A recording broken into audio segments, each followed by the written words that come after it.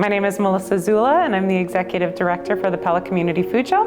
I've been its director for the last 17 years, so I have been here since the very beginning of Food Share.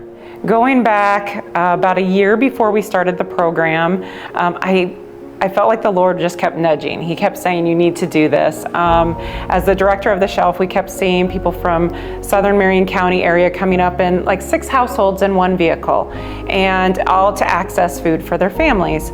And we saw that on repeat, and then finally, the Lord just kept sending people in my path and saying, hey, have you ever thought of a mobile food pantry?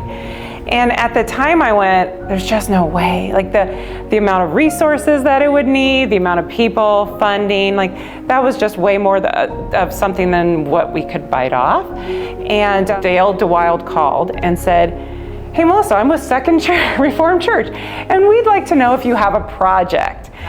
And I said, well, let me throw this idea at you. We have been tossing around, we know we have a need for a mobile food pantry.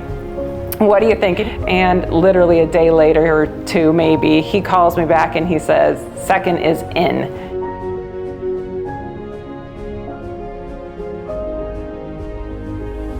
We send 200 bags of groceries out once a month to Bussey, Attica, and Harvey.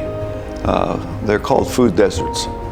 They have limited grocery buying capabilities in those areas.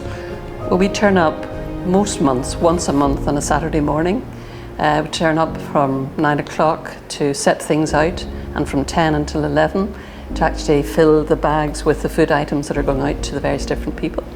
They come through with grocery carts, 4 grocery bags per cart, and they go down the line and they pick up vegetables, fruits, spaghetti sauce, ravioli, macaroni and cheese, tuna fish, there's beef stroganoff, and that all gets put into the bags. And then the fun part of using the carts to go around, which I think is the kids' favorite part, to get those packed and then into the vans. When we volunteer for Food Share, while other people pack, we load the packed bags into the vans so that they can be distributed later during the week. There's 105 bags go into a van that goes to Bussey, 70 bags in another van that goes to Harvey, and then there's 2 to 3 personal vehicles that go to Attica with 30 bags, and they go out on Wednesday morning. I drive one of the vans to one of the communities that Food Share is serving. The communities that are served are ones that are where there's a genuine need. There's no question about that. They also are communities which show great appreciation for us each time we arrive. I think turning up on a Saturday morning involves us with local folks from the church here, but then having the opportunity to go out the next week with the food items to the communities has allowed us to meet those people receiving the items and to build up relationships with them and just see the pure joy at knowing that somebody cares for them in their more isolated situation.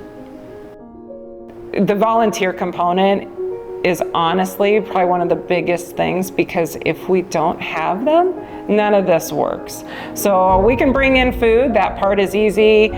We can handle some of those logistical pieces of making sure those vehicles can run, but if we don't have people there, we're not gonna run. We can't do it. It's worth supporting Food Share. If you can make some time on a Saturday morning for about an hour or 2 hours. If you come at 9 o'clock, you help set up. You come at 10 o'clock, you bag.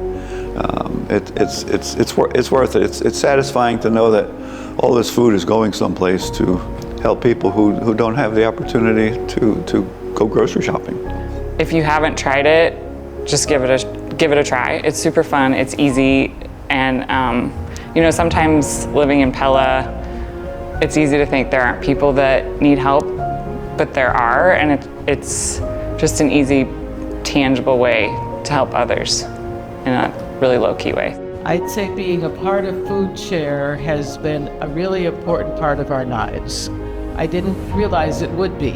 It was such an eye-opening endeavor, but also very rewarding. The people were very friendly, very accepting, and that to have Second Reformed Church involved at that level was so exciting.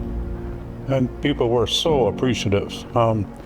They weren't there just to grab what they could get free. They were really needing it, and they were really appreciative of it. This program has made a difference in the lives of the participants. We know that for sure. And so just saying that you were part of something that changed somebody's life, who wouldn't want to do that? Who wouldn't want to do that?